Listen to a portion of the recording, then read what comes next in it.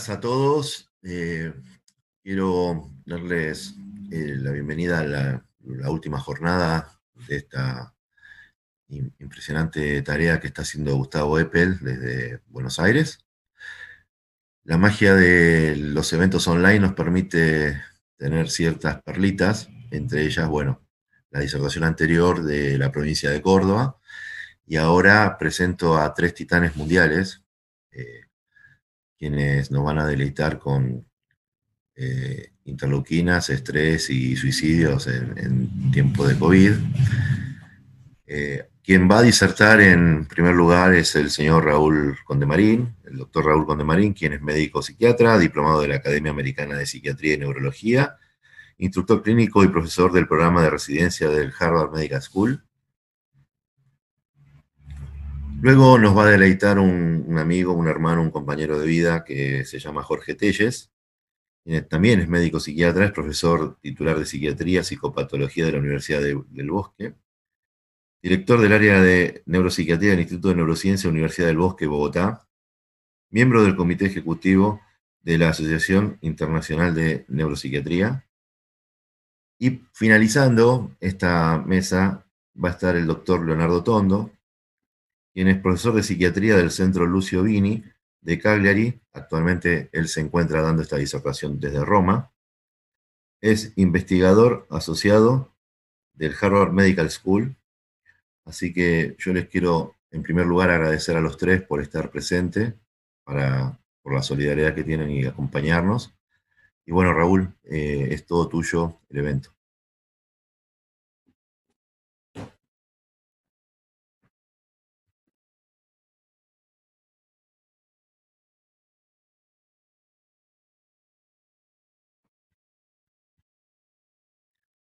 Estás con micrófono silenciado, Raúl.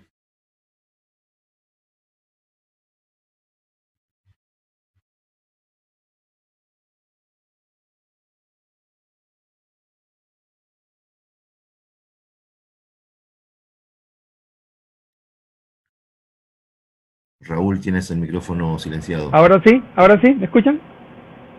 ¿Ahora sí? Ahora sí. Ahora sí, ya, gracias.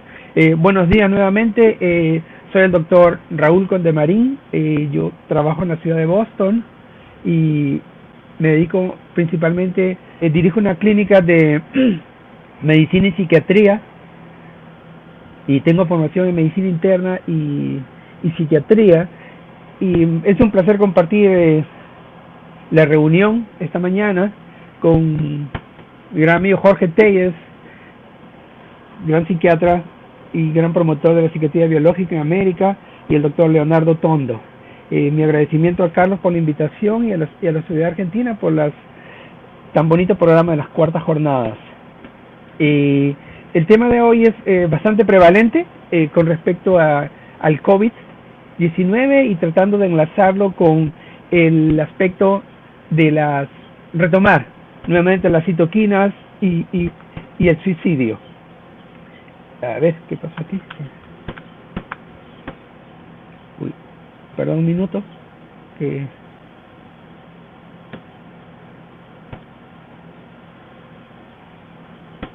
Ok, como mencionaba, el problema, el COVID-19 nos ha traído grandes retos y también muchas oportunidades, ¿no? Si bien hay muchos, uno de los aspectos importantes es de que en relación al COVID, nadie estaba preparado, no teníamos tratamientos, ha desmantelado sistemas de salud, principalmente en los países más pobres e incluso los países del primer mundo, ¿no? Como en Europa, China y aquí en los Estados Unidos, donde tenemos hasta la fecha 4,5 millones de contagiados y 155,000 muertos, ¿no? Y se espera para 130,000 a mediados de principio de octubre. Con respecto a los retos y oportunidades que hablaba, ¿no? También estamos viendo un gran incremento de pacientes con problemas psiquiátricos, que quizás los compañeros van a hablar después, que no son no con ninguna historia anterior de problemas de ansiedad, depresión o ideas suicidas, ¿no? uno de los aspectos que pasó con el COVID-19, nuevamente decía, el aspecto psiquiátrico, es de que cuando algún paciente que se encontraba hospitalizado en la psiquiatría se encontraba positivo para el COVID, luego que se comenzara el rastreo, positivo de inmediatamente iba hacia el área COVID del hospital, ¿no? De un hospital general donde trabajo yo, ¿no? Entonces, lo que pasaba es que el médico por general de consultation liaison de médico de medicina y psiquiatría, o los médicos generales fueron a ver a su paciente a la zona de COVID y se encontraba con una variedad nueva, ¿no? El paciente que estaba solamente con algún tratamiento antidepresivo, antipsicótico, digamos risperidona, clozapina o alguna de esos, súbitamente se encontraba con una variedad de medicamentos que podían ser conocidos, escuchados o no usados anteriormente, ¿no? El paciente tenía remdesivir, cloroquina, hidroxicloroquina, que el presidente de aquí lo puso como que quería meterlo de moda. Aquí el muy uso bastante frecuente de los terapia biológica, que se usaba mucho en reumatismo, el tocilizumab, ¿no? Que se usa mucho para artritis reumatoide, y así. Luego también se encontraban con que el paciente estaba recibiendo acitromicina, metilprednisolona, heparina, y así, diversas cosas que hacía que el médico tenía que enfrentarse a nuevas situaciones en este tiempo, ¿no? Y de las interacciones médicas, el uso de corticosteroides en bastantes cantidades para la tormenta de citoquinas podría provocar algunos casos de problemas de manía, ¿no? Igualmente, estar bastante al día, ¿no? Esos fueron los primeros retos para los psiquiatras, principalmente. Cómo estar al día, y creo que empujó un poquito hacia los médicos psiquiatras generales y también y compartir con los psiquiatras de consultación liaison para entrar más a una cuestión bastante real, porque pese a que estamos aquí en Estados Unidos, no existe al 100% una gran liazón entre los aspectos médicos y psiquiátricos, ¿no? Todavía, pese a que es bastante buena, no hay una gran relación, ¿no? Los problemas psiquiátricos los mandan a otro lugar, los problemas médicos a otro lugar, y pese a que sí hay alguna forma de mirar en la computadora, ¿no? qué medicina recibe, pero no hay una relación con los otros profesionales de la salud. Es importante que por volver a revisar nuevamente que se están usando nuevos medicamentos, ¿no? Para el aspecto de psiquiatría, y que tenían mucha interacción con los medicamentos psiquiátricos, ¿no? Uno de los bastante importantes que me gustaría revisar después es el uso de estos medicina biológica, el tocilizumab, que es un antagonista de la interleuquina 6, ¿no? Que se usa bastante junto con, en otros lugares, y en Sudamérica usa mucho también la ivermectina, ¿no? Uso de interferones, de dexametasona, ¿ok? Esto ha creado un nuevo ambiente. ¿Qué pasó con el COVID? Que no existía una medicina específica para el coronavirus. Entonces se comenzó a trabajar un poco con sintomáticos, utilizando diversas medicinas. Y tratando de ganar tiempo, unos 14 días, para que si el paciente no tenía problemas de saturación muy severos, para poder, hasta que el cuerpo reaccione con una fuente de esperar la producción de inmunoglobulina M y G, ¿no? Pero se usaban muchos estos mediadores en la medicina biológica, tocilizumab, remdesivir, acitromicina, heparina. Estaba pensando si también, y voy a discutir esto después, si en el caso de, porque tenemos muy buenos diagnósticos y factores de riesgo y mucha información sobre respecto a depresión severa y suicidio, pero no tantos tratamientos, pese a que ya tenemos un poco la esketamina, que es bastante buena, pero otras posibilidades. Y quería plantear al final un poco de si luego de presentar la información, si hay un espacio para un tipo de mediadores biológicos como una de las arsenal terapéutico a tratar la depresión resistente severa y pacientes que están en riesgo severo de suicidio, ¿no? Entonces, en cuestión del virus, del coronavirus, se veía un poco de que, bueno, es un virus que ataca los receptores de ECA, ¿no? Que está a nivel principalmente respiratorio, cardíaco, ¿no? Y también esto provocaba, uno de los grandes temores es la etapa, tenía diversas etapas, y hay una etapa inflamatoria muy fuerte, ¿no? Que le llamaban la tormenta de citoquinas, ¿no? Entonces, se veía, desde ya se veía mucho como en esa etapa las citoquinas que se presentaban con mayor fuerza y en mayor cantidad era el tipo de la interleuquina 6 principalmente y la interleuquina 10, que algunos decían que junto con factores de elevación de la procalcitonina y la ferritina podrían ser importantes factores predictores de que ya llegaba la tormenta de citoquinas, ¿no? Que al principio era la que estaba provocando mayor cantidad de muertes, ¿no? Otro tema importante, y voy a tratar de pasar un poco rápido algunas ideas por tiempo, y después al final podemos hacer la ronda de preguntas, es el fenómeno aquí de las cuarentenas que pasaron en muchos países, y aquí también, ¿no? Pese que en los Estados Unidos no ha habido una cuarentena mandatoria, ¿no? En algunos estados como en Boston se cumplía bastante bien, ¿no? No ha habido como en Perú, otros lugares, a tal hora no podían salir, pero aquí se ha usado mucho el uso de las mascarillas, la gente no salía, trabajando de casas, mucha gente perdió trabajo, entonces este estado de aislamiento ha provocado mucho problema de estrés, ansiedad, y sobre todo los pacientes que ya tenían factores de depresión o ansiedad se aumentó.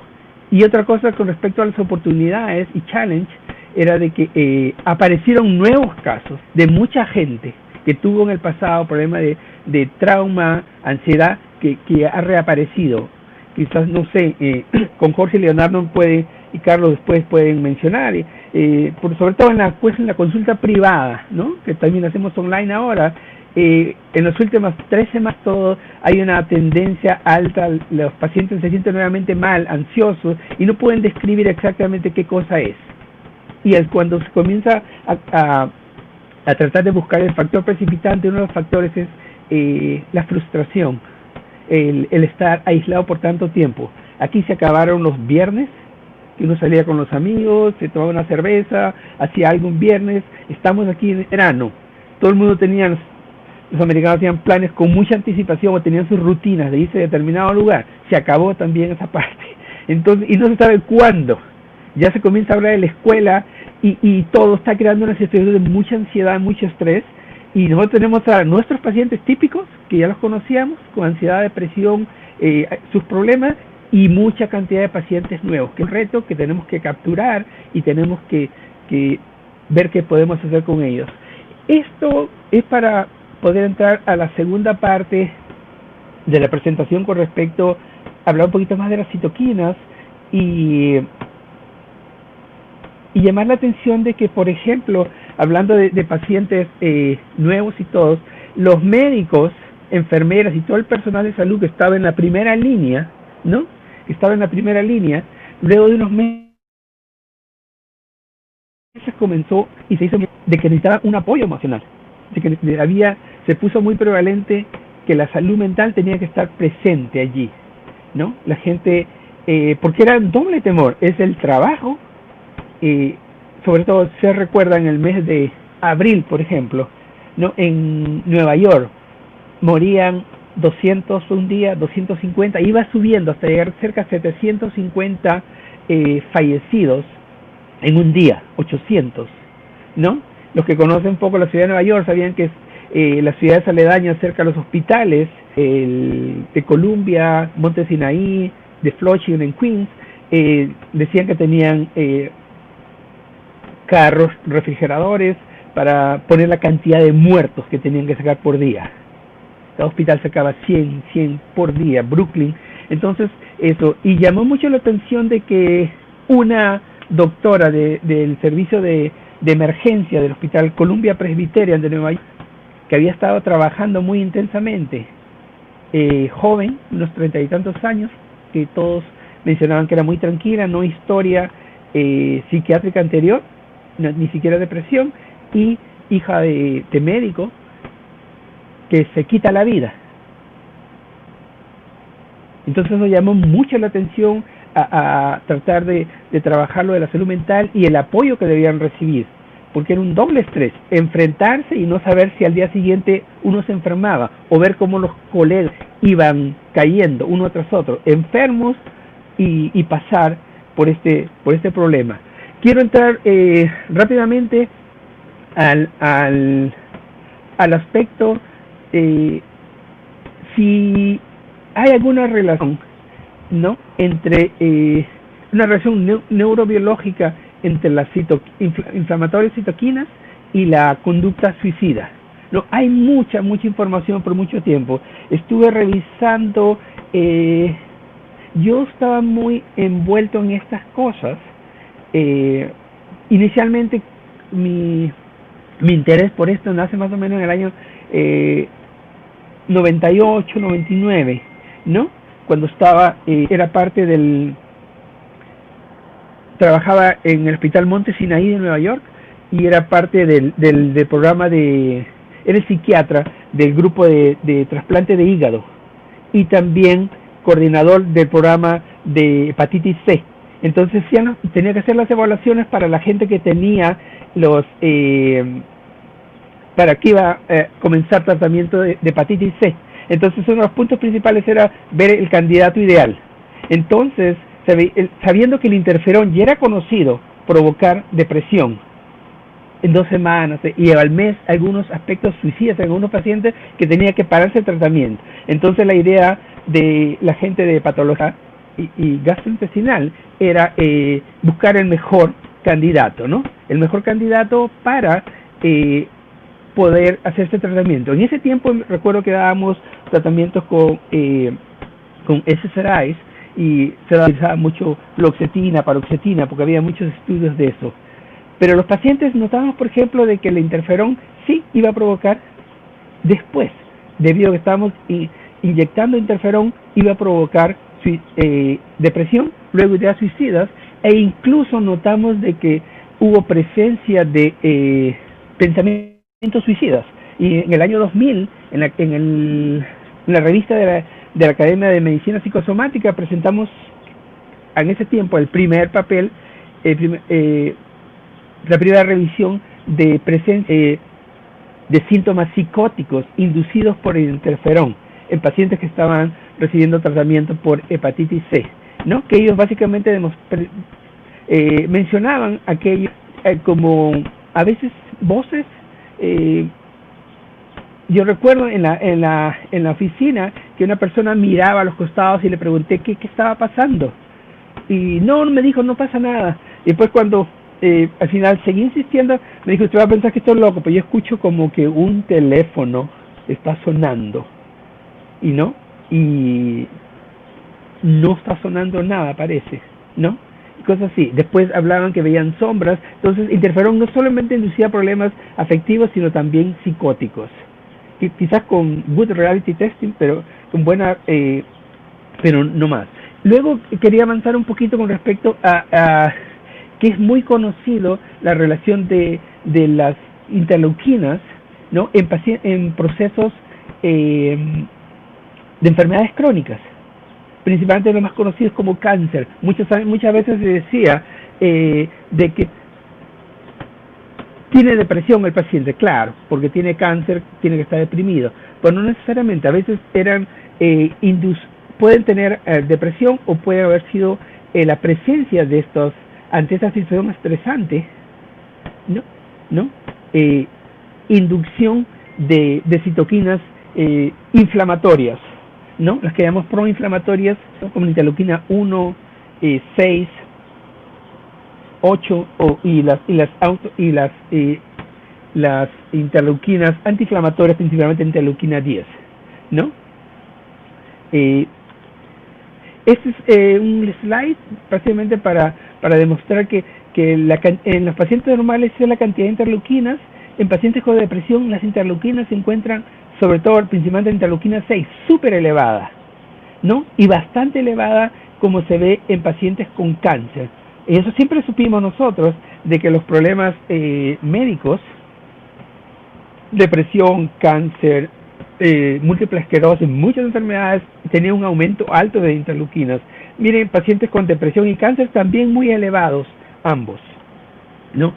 Básicamente, esta palabrita que es tan simple, 1, 2, 3, 6 letras, estrés, que todos lo usamos todo el tiempo. Pensaba que es tan simple, es una letra, es una palabra, pero que es tan complejo esto, que provoca tantos cambios en el cuerpo. Lo que siempre digo, el cuerpo humano, así como podemos hacer maravillas con esto del Zoom y las computadoras, ahora podemos hacer igualmente con una palabra, cuando aquello que dice tu papá salió, ya no está en ventilación mecánica, o le dan de alta a tu hermano mañana, o no, tenía síntomas pero no era COVID, y uno se mejora, calma, duerme, puede comer, tantas cosas, simplemente porque hay una correlación inmediata, ¿no?, de todos estos factores. Entonces, ante una agresión del estrés, ya sea por bacterias, virus, psicológica, ¿no?, el cuerpo responde con esta palabrita llamada estrés y se activa todo a nivel central y periférico, ¿no? Los macrófagos comienzan, es todo muy complejo lo del estrés, desde la microbiota y todos los factores psicológicos, pero yo voy a entrar y conversar un poquito más con respecto a la parte inflamatoria y dentro de la neuroinflamatoria de las citoquinas. ¿Okay? Hay una activación a nivel central de la microglía, de los astrocitos, hay una comunicación y el cuerpo responde con la producción de citoquinas, que tiene un efecto bidireccional, ¿no? Y teniendo algunos cambios a nivel sináptico, disminución del BDNF, incremento de NMDA y cambios en la permeabilidad de la barrera hematoencefálica, ¿no? Y es todo un proceso muy, muy complejo, que quizás los compañeros lo van a explicar después un poquito más. La interleuquina 6 es la que me quiero dirigir bastante más esta mañana, porque la interleuquina 6 tiene, en todos los estudios que se presentan, se encuentra sobre todo en pacientes con depresión, en pacientes con problemas inflamatorios crónicos, es de las que más prevalente, ¿no? Muchos estudios, múltiples estudios indican que la salida de la interleuquina se encuentra muy elevada y que algunos dicen de que esto ayuda mucho en cuestión del pronóstico y la terapia de respuesta que podamos tener, ¿no? Nuevamente aquí trato de indicar de que es complejo el tratamiento, ¿no? Con antidepresivos, terapia alternativa, prebióticos, probióticos, medicina no farmacológica, la inflamación sobre todo, ¿no? Y mencionar un poco algunos casos como que en algunas oportunidades había unos estudios de interleuquina 6 y suicidio, en los cuales que eran de los países, principalmente creo que de Dinamarca, en los cuales ellos mencionaban de que cuando la gente que atentaba a suicidio, que la gente que tenía problemas de suicidio, había hecho un atento, depende de la severidad. Los que habían tenido un atento de suicidio leve, tomando algunas pastillas, 5 o 6 pastillas de algo no muy severo, unas aspirinas, algo así, tenía unos niveles elevados de interleuquina 6. Los pacientes que tenían algo moderado a severo, los niveles de interleuquina 6 seguían más altas. Y las pacientes que ya realmente habían querido ahorcarse y otras cosas más severas, los niveles de interleuquina 6 se encontraban muy altos, que después voy a mencionar en los estudios post-mortem cómo se puede encontrar esto, ¿no? Se puede encontrar y se puede confirmar. Nuevamente, esto como, para no, estoy tratando de centrarme en una de las interleuquinas, que son muchas, ¿no? Esta que es de las proinflamatorias, de que inducen la neuroinflamación, ¿no? La neuroinflamación, cuando hay estadio, sí, es relacionada con las interleuquinas, y esto a su vez tiene muchas ramificaciones, ¿no? Afectando el eje hipotálamo hipoficiario, disminuyendo la plasticidad cerebral, disminuyendo el BDNF.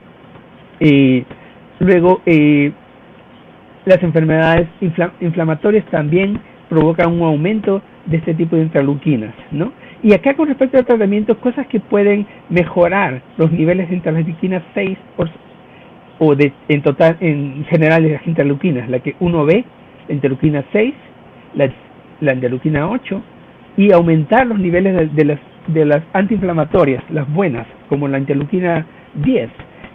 Tenemos los antidepresivos, que de una manera disminuyen de alguna forma, y algo de eso se podía ver cuando hace 20 años o algo más usábamos los paroxetina, la fluoxetina, los SSRIs, para, por ejemplo, usando para interferón, ¿no? Algo disminuía la carga de los interferones y el efecto. El ejercicio aumentando la interleuquina 10, la terapia electroconvulsiva, la terapia de luz, la terapia psicológica, y aquí creo que ahora hay más cosas, ¿no? Como por ejemplo la esketamina, que ya la tenemos por aquí, y también yo pienso que los antiinflamatorios no esteroideos, que también tienen un efecto, y también lo que quería nuevamente mencionar, si en un futuro podría tener un lugar la terapia con terapia biológica.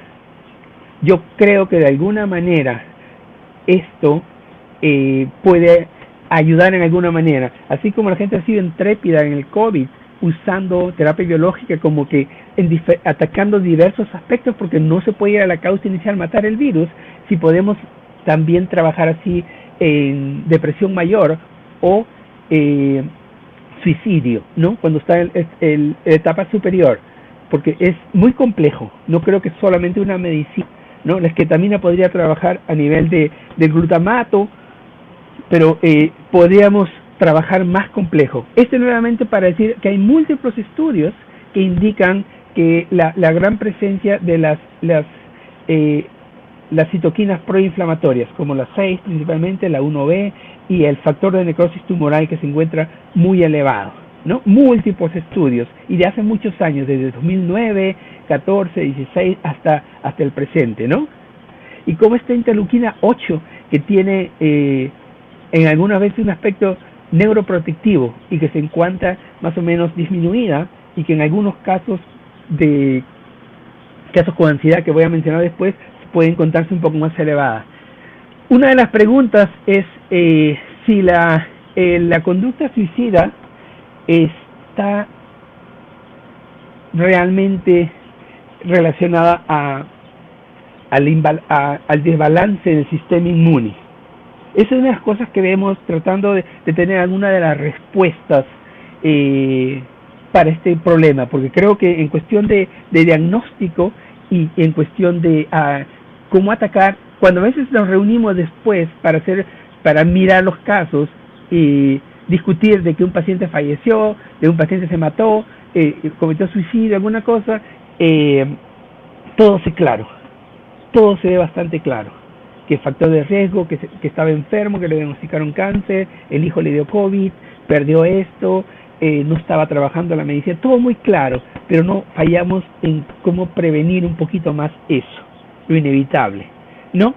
Y yo siempre yo digo que todos esos factores siempre lo sabíamos, factores de predispuestos genéticos, de vida, problemas de mood disorder, psicosis, ansiedad, sí lo sabemos. Algunas conductas, el uso de sustancias, tener ideas suicidas, prácticas suicidas en el pasado son factores de riesgo. Todo esto lo sabemos, que no tiene esperanza, que se siente con poca autoestima. Todos estos factores siempre los conocimos, pero lo que nos fallaba era algo, sabiendo que más o menos el 10% de los pacientes con psicosis, depresiones, enfermedad bipolar van a tentar suicidio en algún momento, ¿no? Como los cardiólogos, que saben quién podrías infarto, pero a veces, antes del infarto, a veces con los stent hacen alguna intervención. En caso de ellos es un poco, no digamos más fácil, pero se puede actuar sobre la dieta y cosas que nosotros, otras circunstancias de vida es más difíciles. Entonces, ¿existe algún profile, algún esquema de inflamatorio en pacientes con riesgo suicida? Sí lo hay, sí lo hay, ¿no? No pude colocar aquí, por factor de tiempo, hace como 15 años, 16, estuve un poco trabajando un poco del síndrome metabólico, ¿no? Entonces comencé a hacer con bastante frecuencia en forma diaria. La ventaja que tengo yo de que trabajo con muchos pacientes con problemas médicos, ¿no?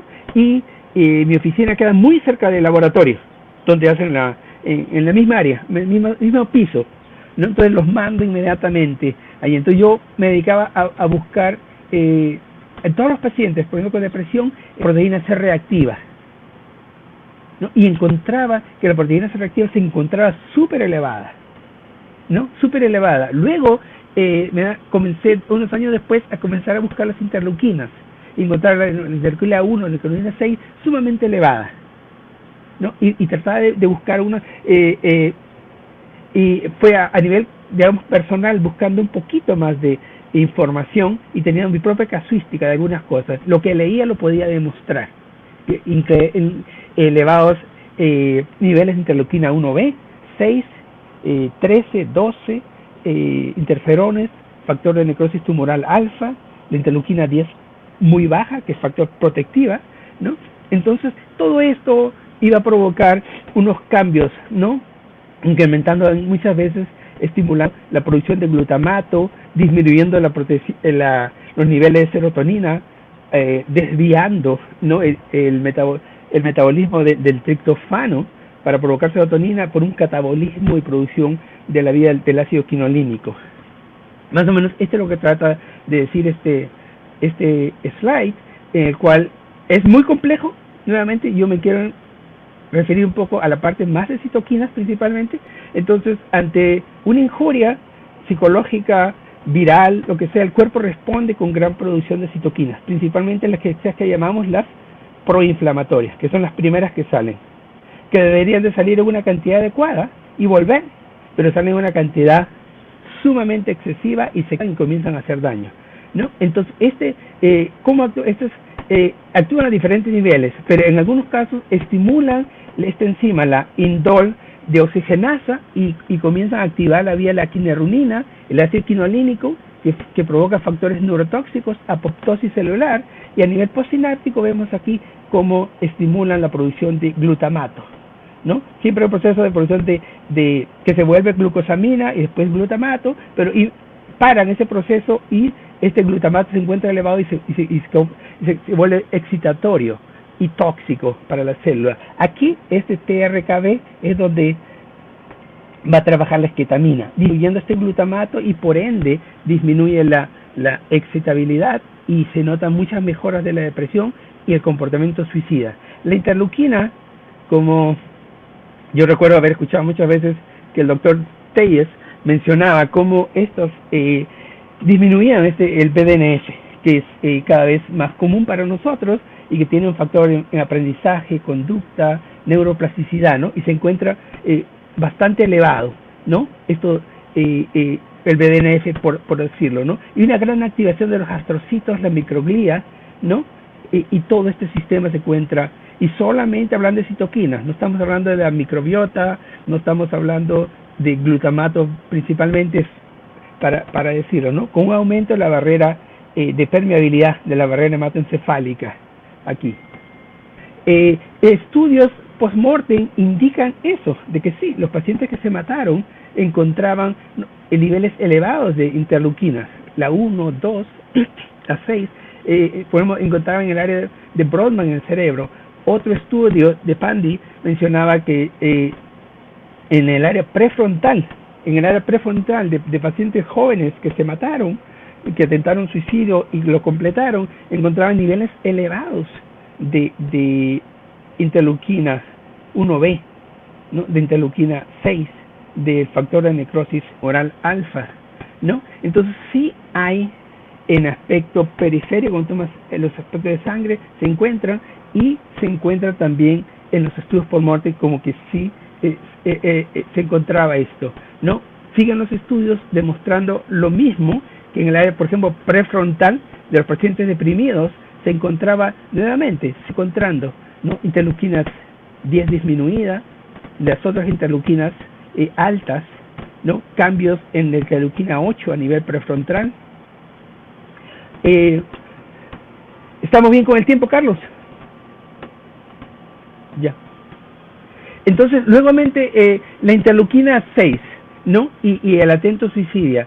Nuevamente, esto para reafirmar lo que mencioné hace unos momentos, la interleuquina 6, no solamente la interleuquina 6, pero esto que nos sirve como un predictor, como cuando nosotros en pacientes diabéticos les medimos la glucosa, pero también medimos un poquito la hemoglobina glicosilada, la hemoglobina A1C, para ver que nos diga cómo ha ido en este tiempo, ¿no? La interleuquina es muy importante, es factor predictor.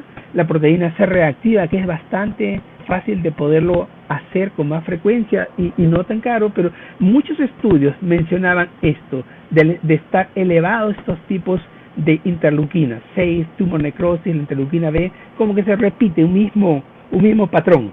Bajan las antiinflamatorias bajas y las proinflamatorias altas, que más o menos podría dar una idea del perfil inflamatorio del paciente suicida, ¿no?, que puede ser un factor predictor también.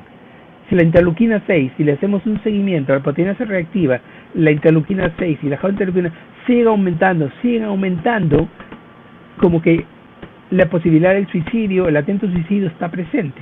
Lo mismo que harían los cardiólogos, que notan que el colesterol de esa persona está aumentando, los síntomas de dolor de pecho, malestar, comienzan a aumentar, el tipo de vida que sigue llevando continúa, sigue fumando y se va juntando, y uno dice, bueno, ya aquí tengo que actuar, ¿no? Y hay una sobredesnivelación del cemento ST y como que ya viene algo, ¿no? Entonces, yo creo que con esta información, la que ya conocemos, se encuentra bastante bien claro el perfil, ¿no?, de inflamatorio a nivel de citoquinas del paciente con depresión y suicidio, ¿no? Nuevamente, entonces hay muchas vías. Una de las vías que lleva a la conducta suicida es la alteración de la serotonina a nivel de la microglía, estimulando el ácido quinolínico, que es neurotóxico y que va a aumentar un poco también el glutamato y va a disminuir la serotonina.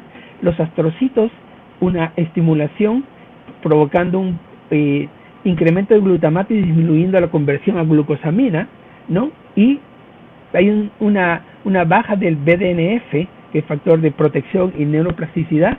Entonces tenemos muchos factores para hacer corto esta parte. Luego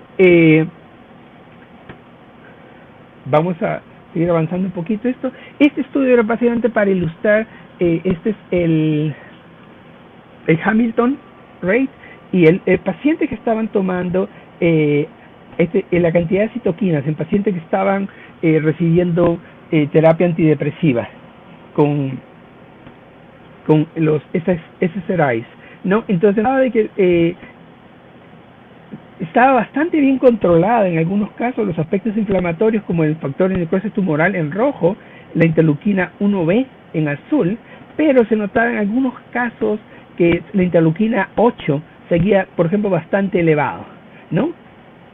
Principalmente en algunos casos, no todo, había una contención bastante bien de la interleuquina 8, pero se dieron cuenta de que en este grupo preferentemente cursaba con síntomas de ansiedad severo,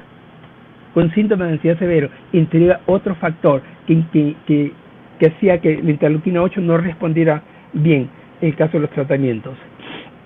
Hay estudios que mencionan la importancia también de los cambios en el sueño, ¿no? Gente que tiene insomnia, gente que duerme muchas horas, ¿no? Y midieron en algunos casos la proteína C reactiva, los niveles de interleuquina y los factores de necrosis tumoral entre los principales, ¿no? Y se dieron cuenta de que encontraron una relación de que la gente que tenía ideas suicidas o historia de atento suicida y con problemas de cambios de de disturbios para el dormir, tenía que ver con inflamación principalmente en niveles elevados de interleuquina 6. Raúl, estamos en tiempo. Ya, entonces para terminar, básicamente diría de que brevemente, la ketamina estimula, disminuye la interleuquina 6. La ketamina que estamos usando para depresión, que actúa principalmente como un antagonista del NMDA, del glutamato, ¿no? Pero también tiene un efecto en las interleuquinas. Hay casos, por ejemplo, desde el punto de vista más médico, ¿no? Como una enfermedad, como el COVID ahora, y el Lyme, ¿no? Que en un estudio de 250 pacientes, el 43% tenía ideas suicidas, ¿no?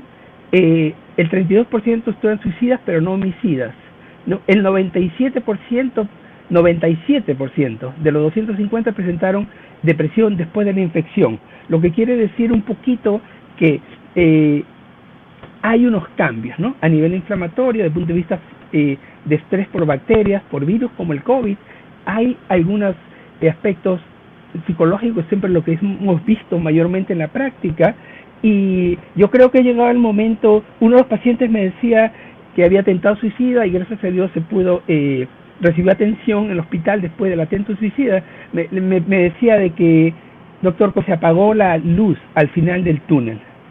Eso fue lo que pasó, por eso lo hice, me olvidé de mi familia, me olvidé de todo y atenté al suicidio. Entonces la idea con este tema y feliz de haber participado esta mañana es de que si podemos abrir un poquito esta ventana, ¿no? Y dar un poquito más, abrir esa luz al final del túnel para que puedan ver un poquito más, pueda haber una esperanza y ayudarlos como psiquiatras. Y creo de que ha llegado el tiempo de buscar más alternativas. Yo creo que en el nivel de diagnóstico lo tenemos bastante claro.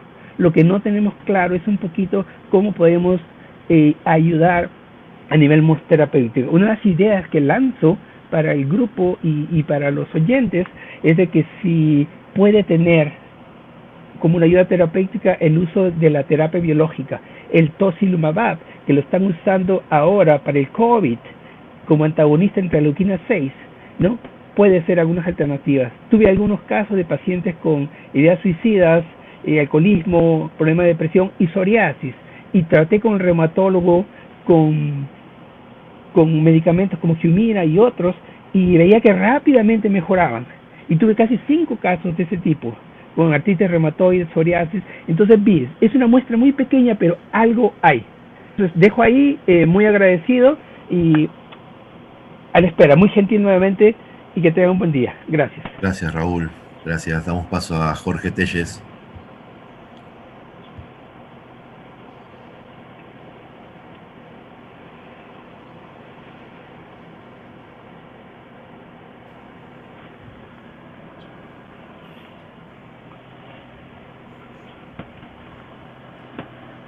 Buenos días.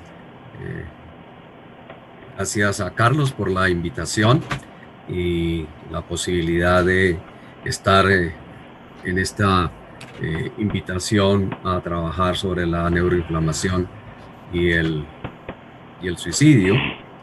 Realmente es muy grato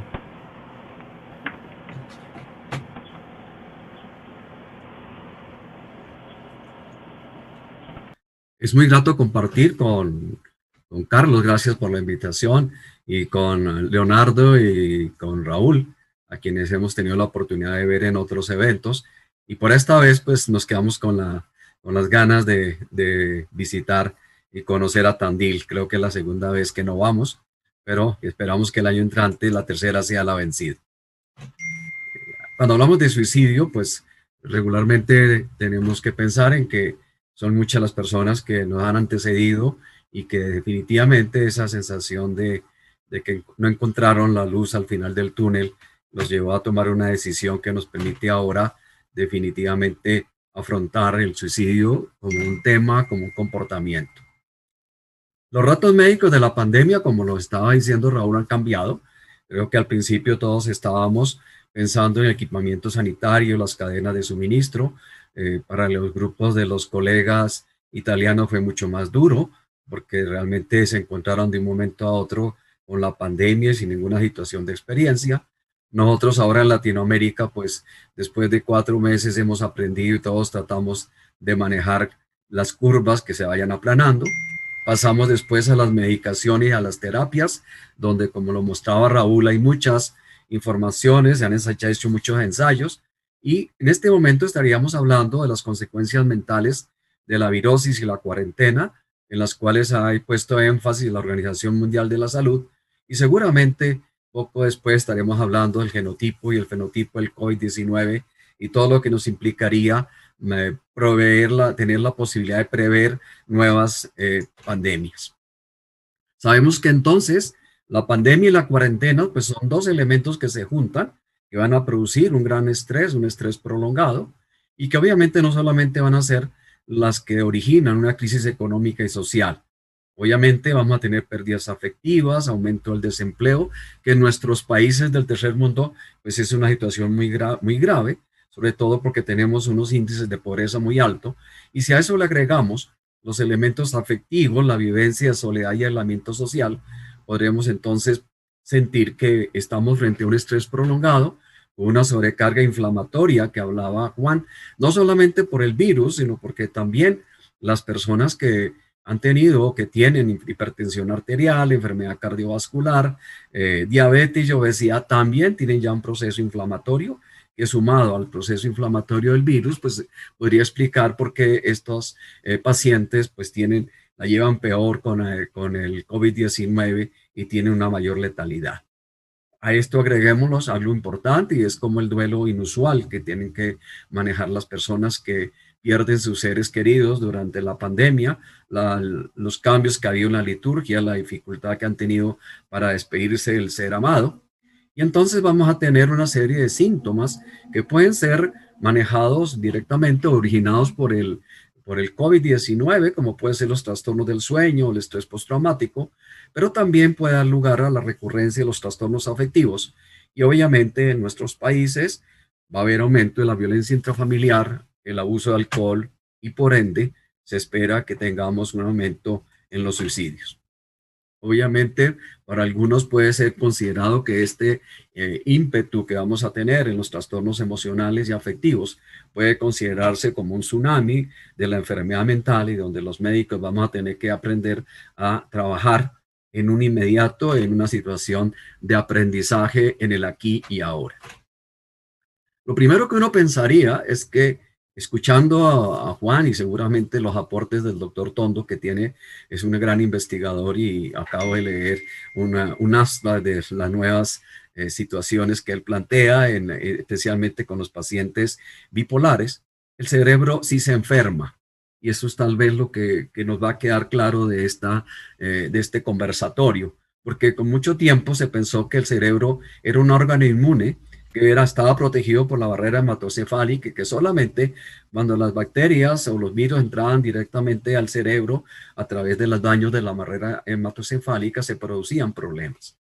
Sin embargo, siempre estuvimos pensando qué había dentro del cerebro. Sabemos que no solamente en esta pintura del Bosco que está en el Museo del Prado de Madrid, sino que también hay reportes de que nuestros indígenas también hacían trepanaciones de cráneo. Todos sentíamos esto, pero hace 20 años, como lo comentaba Raúl, se encontró que había una relación entre los tratamientos con el interferón y la producción de síntomas afectivos y de síntomas psicóticos. Y es el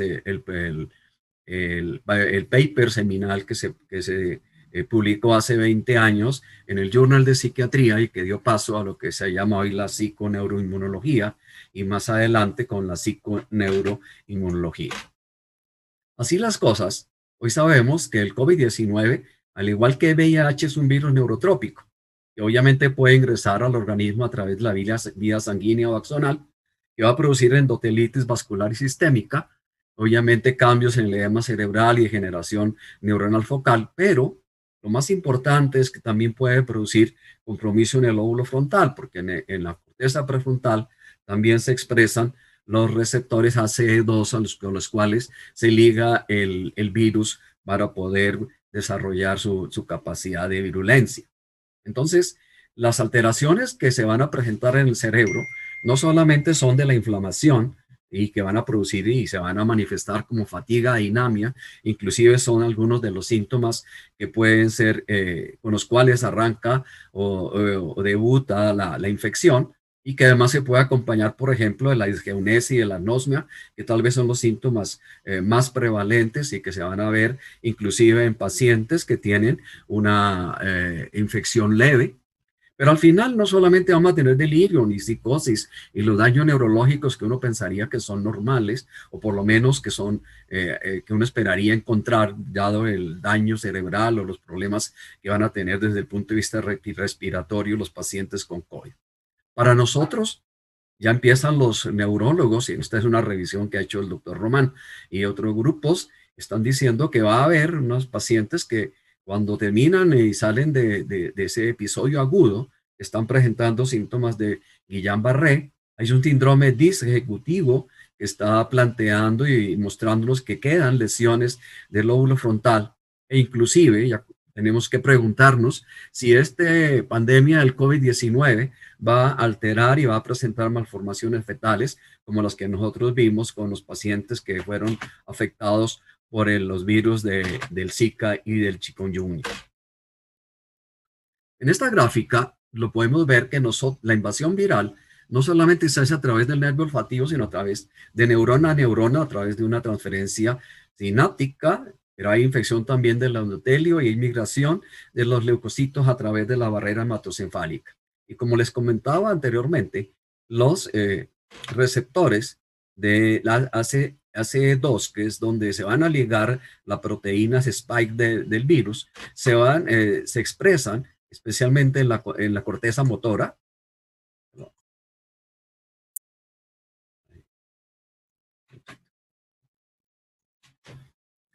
En la corteza motora, en la corteza del cíngulo anterior, donde vamos a entonces a pensar que estas personas podrían tener alteraciones emocionales de la modulación de sus emociones posteriormente, y obviamente todo lo que implica las alteraciones a nivel de giro medial y en el tallo cerebral con las alteraciones a nivel de los diferentes neurotransmisores.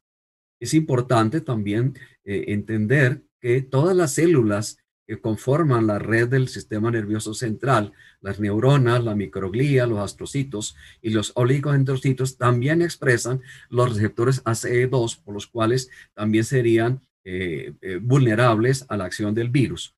Frente a estas situaciones, vamos a tener un cerebro que al ser infectado nos va a producir una hiperplasia glial y unas acciones de gliosis. Pero cuando hablamos del estrés, y son los estudios de Gold, de McEwen, realmente la respuesta al estrés implica activar una serie de mediadores hormonales, inmunológicos y metabólicos que van a dar lugar a una respuesta del organismo preparado para afrontar cualquier estresor. Y todos los estresores, sean emocionales o físicos, van a estimular la misma respuesta. La primera es una activación del eje límbico y del sistema del eje hipotálamo adrenal con la producción de la hormona liberadora de corticotropina. Se va a activar el locus ceruleus con una gran liberación de noradrenalina y el componente de las catecolaminas, dopamina, serotonina, norepinefrina, con activación también del sistema glutamatérgico, como lo dejó ver Raúl, pero también con inhibición de otros ejes, que son el eje tiroideo y gonadal. Y por otro lado, pues hay un estado proinflamatorio que se va a mantener en la medida en que el estresor esté presente. Este estado proinflamatorio implica todos los elementos de las interleuquinas, de la producción del factor de necrosis tumoral y que en algunos casos puede ser tan intenso que puede dar lugar a las tormentas de interleuquinas, como nos demostró Raúl. Y en algunos casos comienza también a haber una alteración de tipo metabólico, que es la insulinoresistencia. Esto es lo que nosotros vemos también en nuestros pacientes con depresión, una hiperactividad del eje hipotálamo adrenal que se va a mostrar en una hipercortisolemia, una hiperactividad del sistema simpático, un estado proinflamatorio y la insulinoresistencia que se va a manifestar no solamente en obesidad, sino en la relación y asociación que hay entre los estados depresivos y la diabetes. Y desde el punto de vista conductual, pues vamos a tener un estado de ansiedad leve, cambios en la atención y la cognición. Al fin y al cabo, el paciente está preocupado por la situación que está originando su tensión, su estrés, y tiene dificultades para tener un desempeño de tipo cognitivo, elementos de irritabilidad y disforia, y modificación del procesamiento de la recompensa, que va a estar llevado a que la recompensa es inmediata, la necesidad de bajar la tensión emocional o la tensión física que ocasiona los estados de estrés. Esta es una lámina del doctor Leonard que ya comentó Raúl, donde es muy importante entender que las citoquinas se presentan tanto dentro del cerebro como fuera del cerebro y tienen una acción periférica. Tal vez lo importante sería como el eje hipotálamo adrenal y los elementos de cortisol son muy importantes, como lo decía Raúl, para prever cuál va a ser la evolución, no solamente, por ejemplo, la depresión, sino también de los estados inflamatorios. El doctor Tani y su grupo acaban de publicar un estudio en Lancet donde cómo los niveles de cortisol medidos a los pacientes en un hospital de Londres fueron los que pudieron predecir cuál fue la evolución de los pacientes con el COVID-19. Los que tenían los niveles de cortisol normales tuvieron regularmente episodios leves, pero los que tenían el cortisol elevado en el momento de ser valorados para hacer el diagnóstico de la infección por COVID, terminaron con cuadros clínicos mucho más severos. También fueron ingresados más a las UCIs y tuvieron una mortalidad mayor comparados con los que tenían los niveles de hipercortisolemia normal.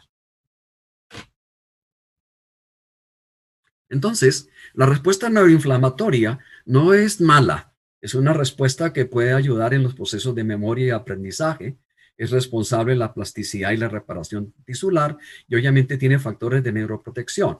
Lo que va a depender de la situación es la intensidad y la duración de esta respuesta proinflamatoria. Por ejemplo, cuando nosotros tenemos una inflamación de cualquier lado, pues ya puede llevar a un remodelamiento y al manejo de las lesiones, y por eso la interleuquina 4 juega un papel importante en la producción de esta situación reparatoria.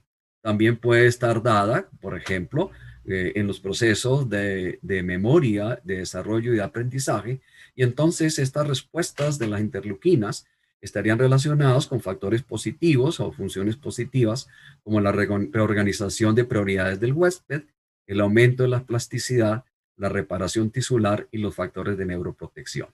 Pero en otros casos, cuando la inflamación es inmediata, es de gran intensidad o se mantiene crónica, van a aparecer, por ejemplo, la inflamación traumática alta, que puede suceder por cualquier lesión del organismo, pues va a desencadenar la producción no solamente de las interleuquinas proinflamatorias, sino también de las especies reactivas de oxígenos y de los inositoles, con lo cual vamos a tener una tormenta de tipo de citoquinas. También puede ser como el estrés social, también produce una reacción inflamatoria transitoria y entonces vamos a tener alteraciones, por ejemplo, a nivel de las quimioquicinas, como son las CCL2 y nuevamente la interleuquina 1 como un factor proinflamatorio. Y esto también lo podemos ver en los procesos de envejecimiento, como la interleuquina 1 y la interleuquina 6, de las cuales ya nos habló Raúl en una forma bastante adecuada y muy sintética de lo que juega su papel en los procesos, no solamente de inflamación, sino también factores de tipo neurodegenerativo.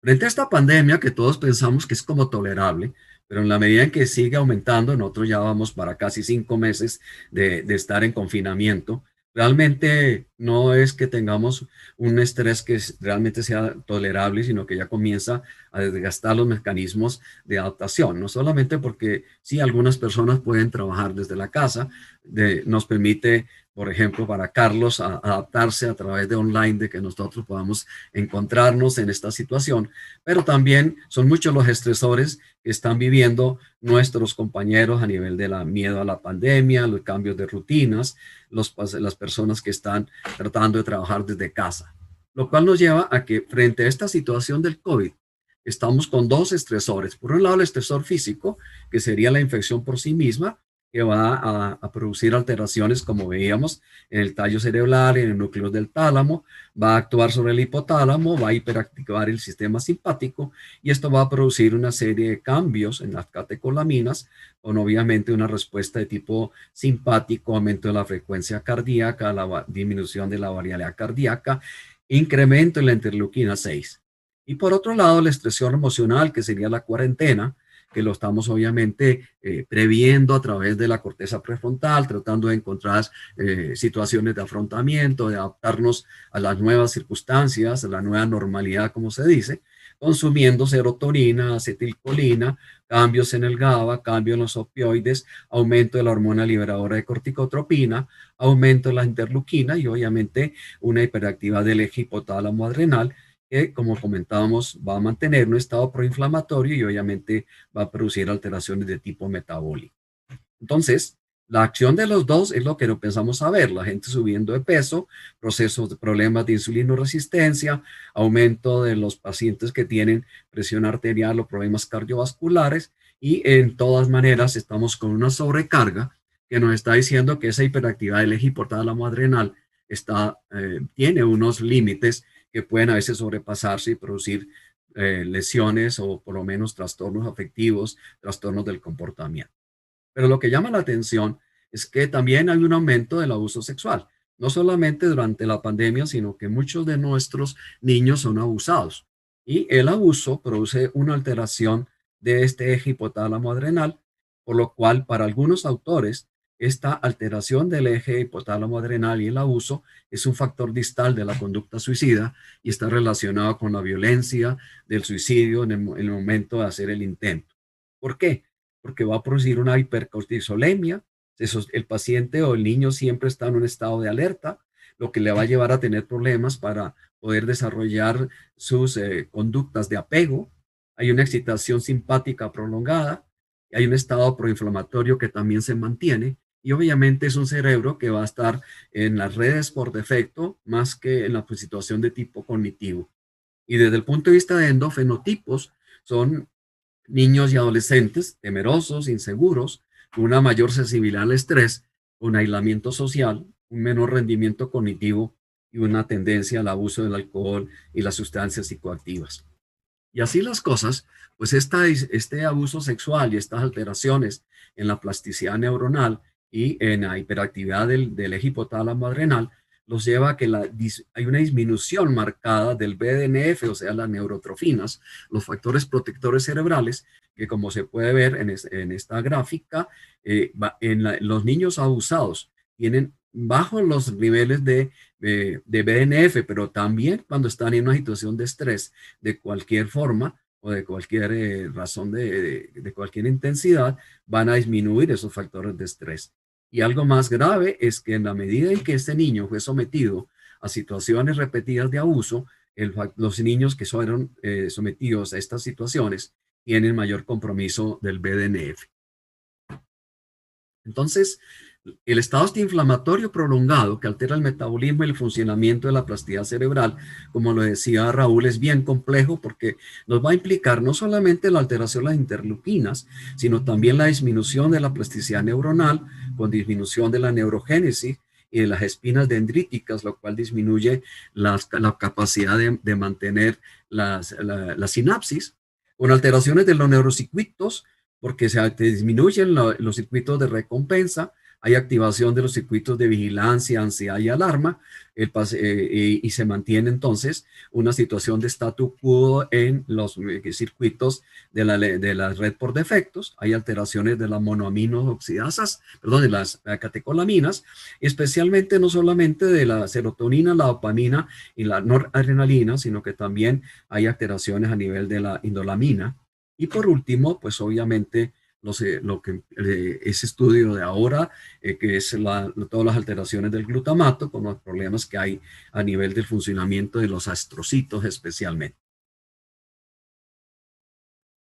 Así las cosas, entonces, podríamos tratar de mirar cuáles son las acciones o los complementos que hay entre la neuroinflamación y el suicidio. Realmente hay varios estudios, es un objetivo de investigación grande, pero no son mucho, no hay todavía una posibilidad de tener situaciones concretas que nos permitan hacer unas situaciones directas entre la neuroinflamación y el suicidio. La mayoría de los trabajos se han hecho con depresión, pero eso nos permite, por ejemplo, ver cómo definitivamente en los últimos 15 años sí hay un aumento del interés en las publicaciones sobre este tema. Recordemos entonces, y lo trató de plantear Raúl, que hay una relación entre el triptófano y la producción de serotonina. Todos pensábamos que la mayoría del triptófano se iba en la producción de serotonina. Hoy se calcula que solamente se va el 10% en la producción de serotonina. El 90% se va a dar en la vía de la quinorerina, que es la que tiene unos factores también protectores y también factores de tipo deleterio. Cuando se produce un estado de proinflamación y con el aumento de la interleuquina, del interferón Y o de factores de necrosis tumoral, pues van a disminuir las interleuquinas antiinflamatorias, y entonces el organismo va a estar en una hiperactividad de la quinoneurina que va a producir más quinolinatos, y que esto va a producir un factor de neurodegeneración que a su vez va a alterar los receptores de serotonina, y al afectar los receptores de serotonina, pues el organismo va a empezar a perder la serotonina y se van a presentar entonces los estados de depresión, con una situación que al final vamos a tener situaciones de depresión, alteración de los receptores, un estado de neuroinflamación prolongado que puede llevar a neurodegeneración, disminución del triptófano y disminución de la serotonina. Esta disregulación y esta neuroinflamación a través de la vía de la quinurina, pues va a producir efectos en el sistema glutamatérgico muy marcados, no solamente por la producción de más glutamato, de una hiperexcitosis y la producción de radicales libres, sino que estaría relacionado con dos cosas muy importantes en el quehacer médico nosotros como psiquiatras, que es la depresión resistente al tratamiento y la conducta suicida. Por eso se empieza a plantear como una posibilidad terapéutica si nosotros pudiéramos trabajar sobre la neuroinflamación y regular la vía de la quineurinina. Seguramente podríamos tener mejores resultados, no solamente en la prevención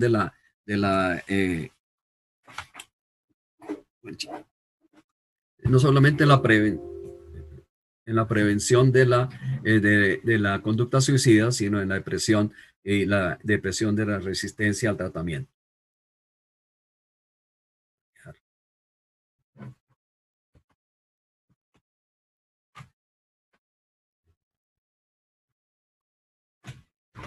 Estamos en tiempo cumplido, Jorge. Sí. Bueno. Sí. Algunos puntos para mirar el polimorfismo del BDNF. Tenemos el I.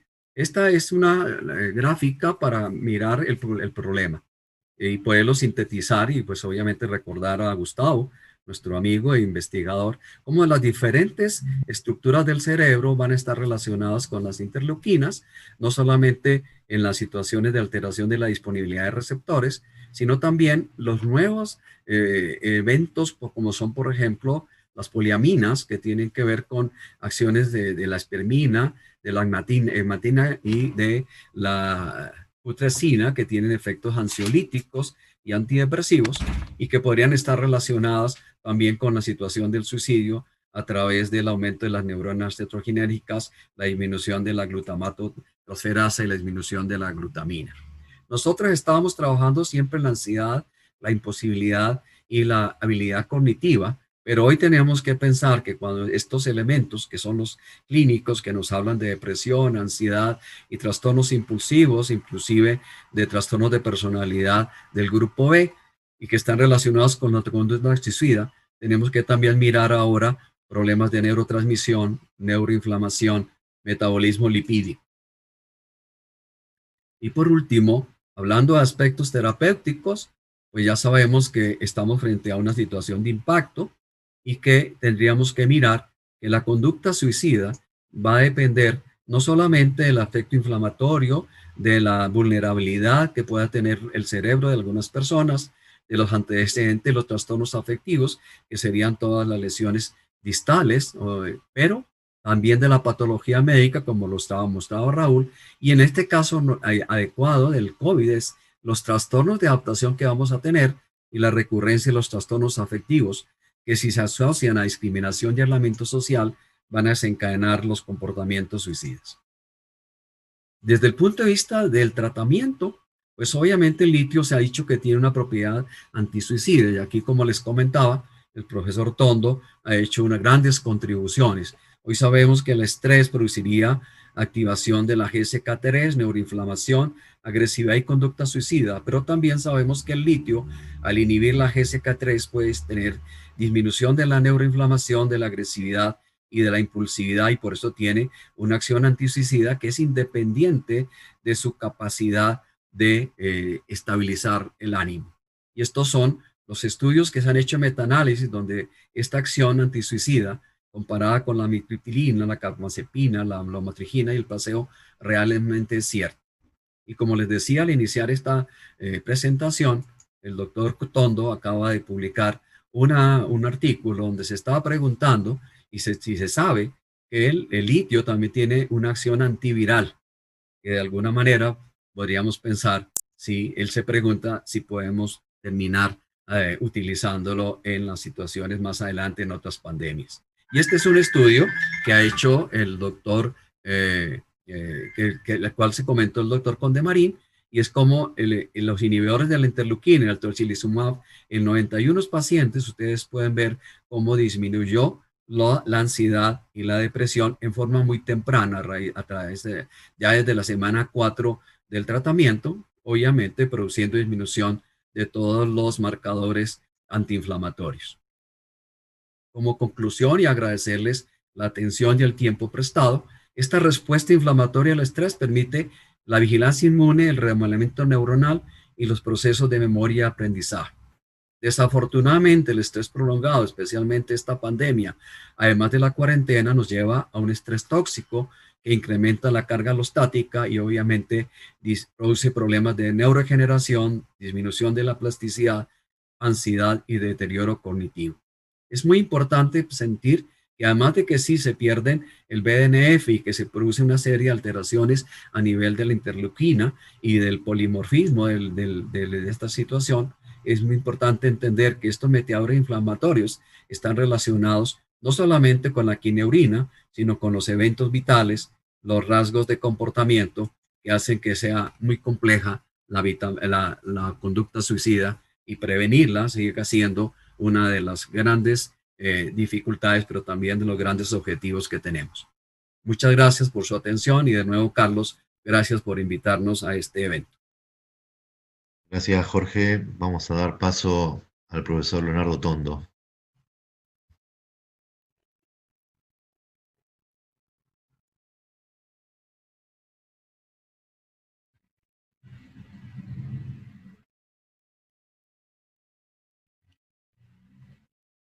Tienes el micrófono silenciado, Leonardo.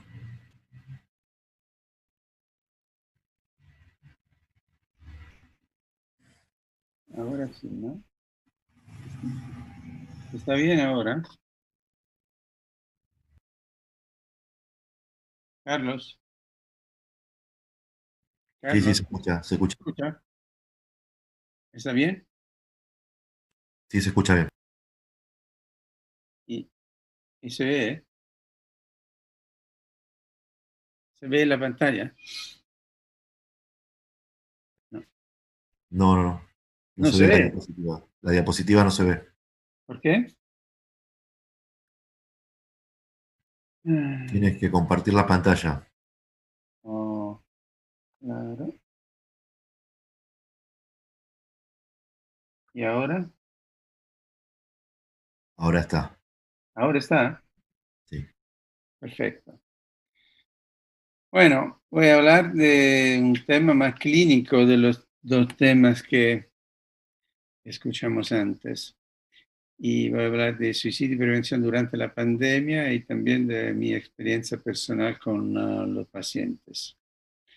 La situación actual es que los datos disponibles no indican un aumento de riesgo de suicidio y esto puede depender del tiempo relativamente limitado. En 3 meses no se puede ver un evento así raro como el suicidio. Pero en 147 publicaciones de PubMed sobre suicidio y COVID hay muchas especulaciones y ideas, pero no datos. Por lo tanto, hablar de suicidio durante el COVID significa hablar de la psicopatología que puede implicar un riesgo de suicidio. Y hablando de COVID y suicidio, me parece que la revista de la literatura sobre el riesgo de suicidio durante un desastre natural sea bastante apropiada. Y hay 16 artículos sobre el suicidio, 23 artículos sobre el intento de suicidio. También ahí, en esta revista, los resultados son inciertos para el suicidio y hay una posible disminución de intentos que viene considerada una luna de miel después de los eventos. Como decir que gente que está en contacto con la muerte aún puede tener una reacción que en cambio es muy vital. Y los factores de riesgo psicopatológico pueden ser directos y asociados al COVID, pero estos factores afectan a un número muy limitado de personas. Y son personas que hacen a ver con el luto, con contacto con pacientes enfermos, especialmente el personal sanitario, familias y amigos de enfermos, y hay también personas con un aumentado miedo a la enfermedad. Más comunes son los factores indirectos, que son los factores asociados con la cuarentena. Claro que esos son factores que afectan a un número muy elevado de personas, y en el caso de la Italia, desde marzo a mayo, prácticamente casi todas las personas fueron en un tipo de cuarentena. Se identifican factores estresantes de la cuarentena. La primera es la larga duración. Me parece que en Argentina la larga duración es muy larga. Los suministros inadecuados, una información inadecuada, a veces demasiada y a veces tan poca. Y a veces es una información que es muy especialística y que no puede ser comprendida por todos. Todavía, la distancia personal, que es más personal que social, un estigma por la enfermedad, que es un estigma no solamente por la persona con COVID, pero también por la persona que trabajan con personas que han COVID. Todavía está el personal sanitario. Y también hay el difícil cuidado de hijos y padres ancianos. Estos son los factores reconocidos como factores muy importantes en la cuarentena. A esos factores se pueden añadir las reacciones a la cuarentena: aburrimiento, inseguridad, frustración, rebelión, ansiedad y proyección.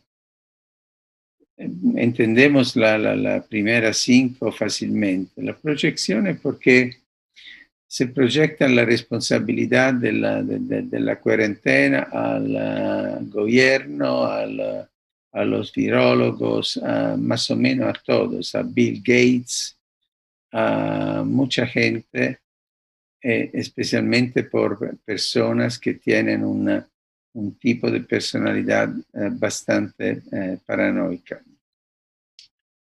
Estos factores, reacciones, llevan a un factor de riesgo psicopatológico durante la cuarentena que puede ser aumentado por estrés financiero, que sabemos que es muy común, el desempleo, aunque especialmente en muchos países, claro, en Italia también, el desempleo es bastante relativo porque el trabajo remoto, smart working, um, ha- ¿cómo se dice? Es un tipo de trabajo muy común ahora. La violencia doméstica, lamentablemente, es bastante frecuente. Uso y abuso de alcohol, obviamente.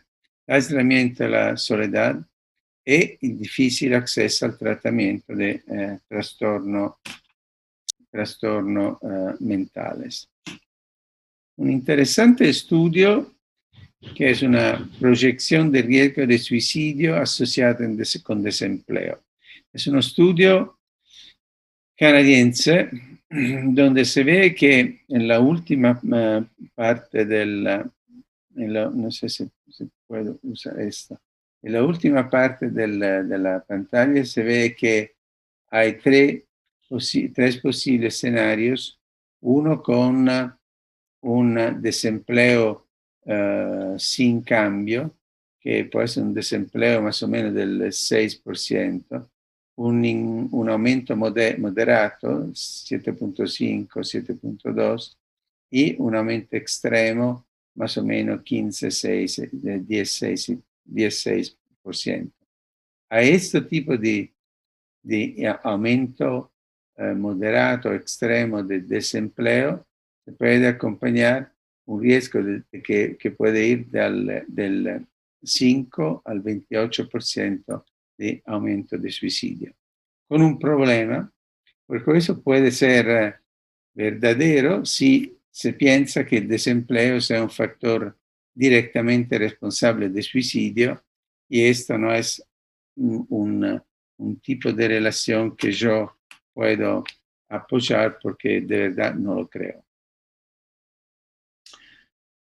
Otros efectos psicopatológicos de la cuarentena. Seguramente tenemos efectos negativos por la privación sensorial, porque sabemos que la privación sensorial puede ser una fuente de muchísimas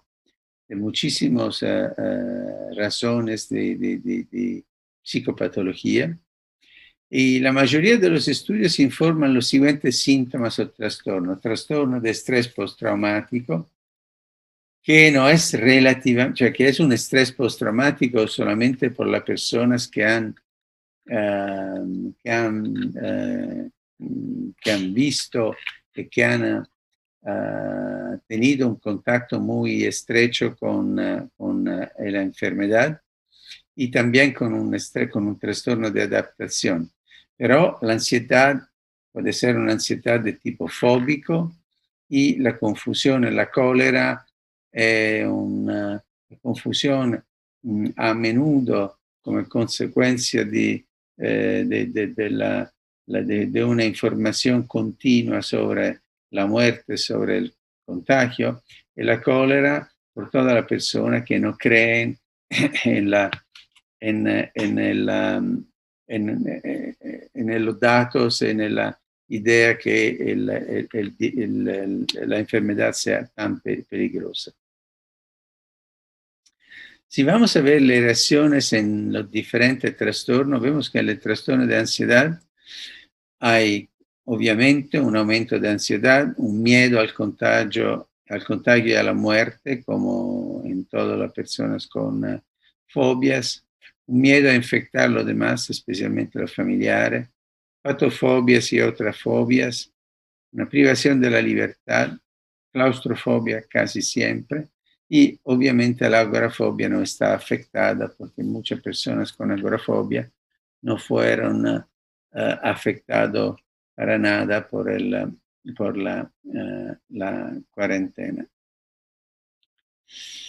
Reacción en los trastornos depresivos. Para mí la reacción más interesante y paradójica es que muchísimas personas con trastorno depresivo sintieron un bienestar, sobre todo a falta de comparación con los otros, no teniendo la necesidad de encontrar otras personas han vivido su depresión en una manera en la casa, sin problemas de ir al trabajo y de tener compromisos.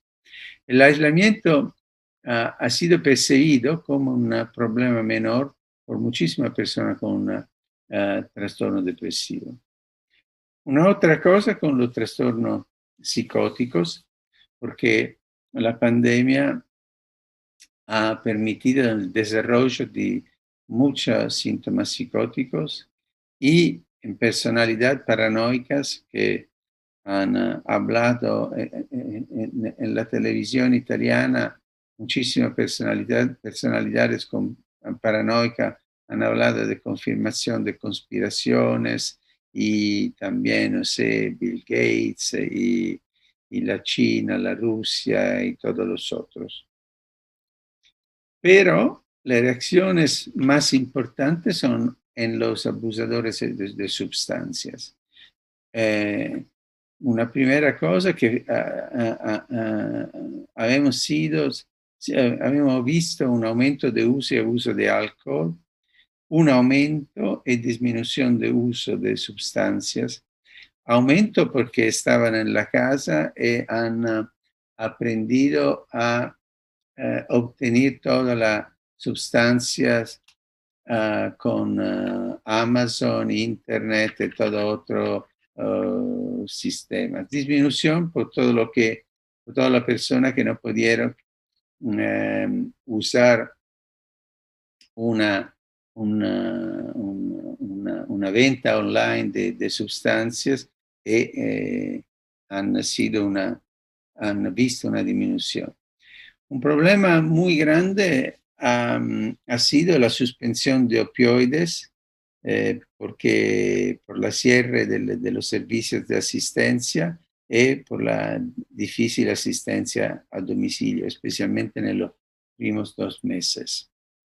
Riesgos clínicos en los pacientes con abuso de sustancias, por lo tanto, ha sido la dificultad de acceso al tratamiento y adherencia, el aumento del riesgo de infección por función pulmonar comprometida, por el humo, opioides, cocaína, crack, un aumento del riesgo de COVID por diabetes, hipertensión y inmunosupresión, que puede ser comunes en pacientes con abuso de sustancia, un difícil mantenimiento de una estadía voluntaria en el caso de hospitalización, un riesgo para los profesionales de atención a estos pacientes y el difícil manejo del diagnóstico dual.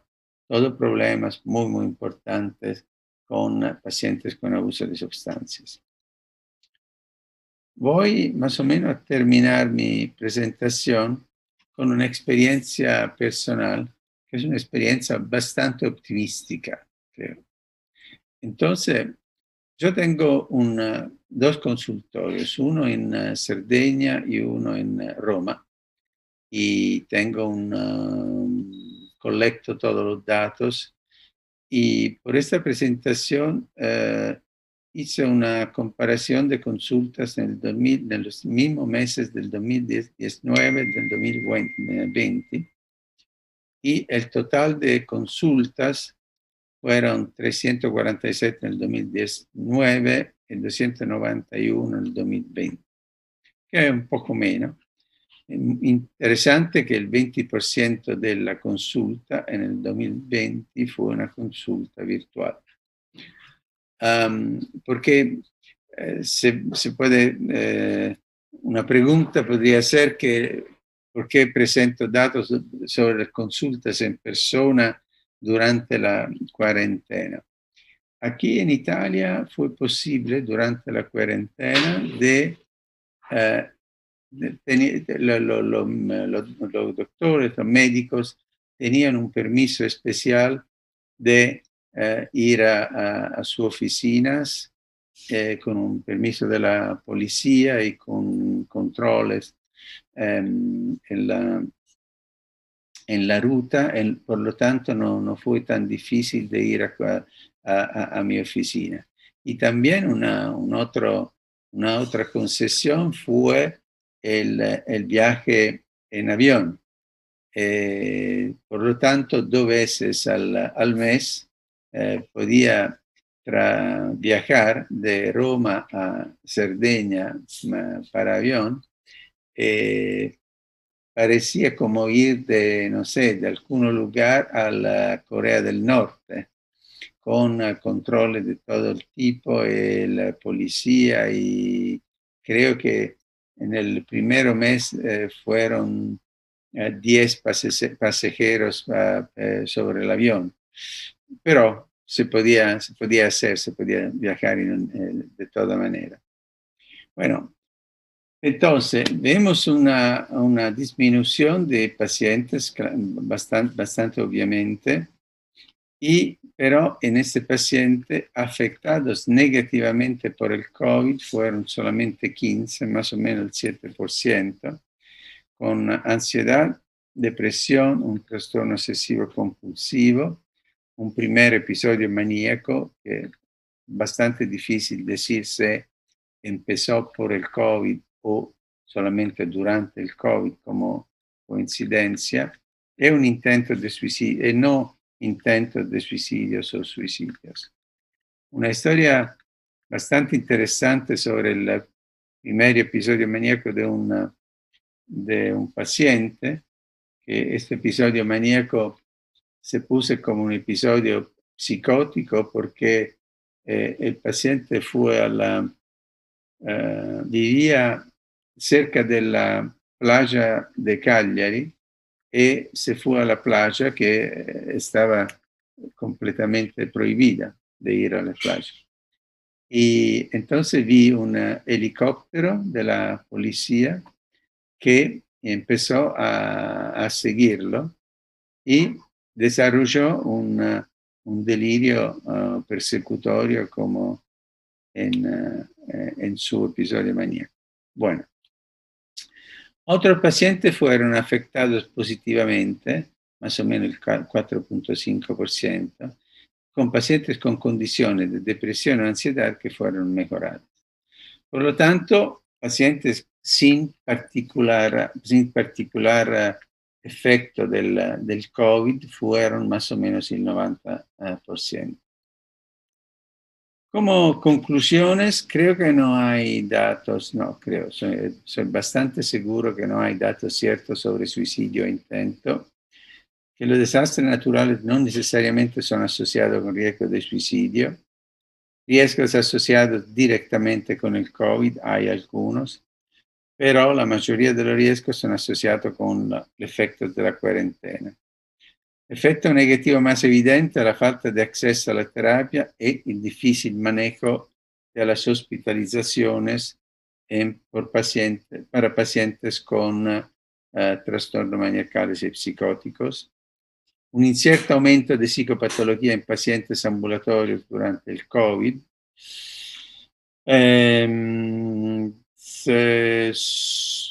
Creo que eso fue muy importante, asegurar la presencia constante tanto en persona como virtual. Y yo creo, más o menos como un chiste, que el daño psicopatológico del COVID puede ser más en la mente de los investigadores que de los pacientes, porque yo creo que los investigadores han aumentado, como se puede decir, no conozco la palabra en español, ma ha aumentado el riesgo de psicopatología que personalmente con la experiencia de otros colegas nosotros no hemos visto. Gracias. Gracias, profesor Tondo. No ha quedado tiempo para preguntas por parte del auditorio. Les pido disculpas porque el tiempo online es bastante tirano. Presencial se hace un poco más cálido. El auditorio ha quedado muy conforme por las 3 disertaciones. La verdad que reunirlos a ustedes es una mesa de lujo. Quiero agradecer en nombre de todo el auditorio por la solidaridad que miento con todos nosotros. Yo espero poder tenerlos acá en Tandil el año que viene, si esto se mejora. Muchas gracias, Raúl, por la solidaridad, el compromiso y tu amistad. Muchas gracias, Leonardo, por tu generosidad al compartir tus conocimientos con nosotros. ¿Y qué te puedo decir, mi hermano Jorge? Te mando un abrazo muy grande para ti. Yo los despido y los dejo en el intervalo y después viene la mesa de la Asociación de Psiquiatras de Santa Fe en compañía con la Asociación de Psiquiatras de Rosario. Muchas gracias.